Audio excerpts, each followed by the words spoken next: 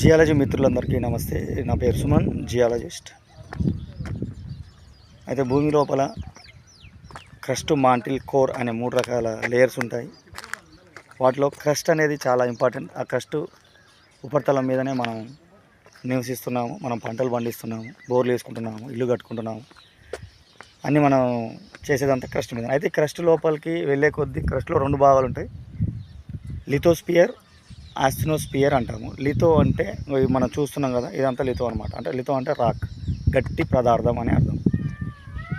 ఆస్టినోస్పియర్ అంటే భూమి లోపల కొంచెం సముద్రం నీళ్ళు ఉంటాయి, కొంచెం మెత్తగా ఉంటుంది, కొంచెం గట్టిగా ఉంటుంది. అంటే లిక్విడ్ స్టేజ్లో ఉంటుంది అనమాట. మ్యాగ్మా అనేది ఫామ్ అయ్యే ఏరియాలో మాంటిల్ క్రస్ట్ మధ్యలో ఉంటుంది. దాన్ని ఆస్టినోస్పియర్ అంటాము. క్రస్ట్ అనేది 2 రకాలు ఉంటాయి. అప్పర్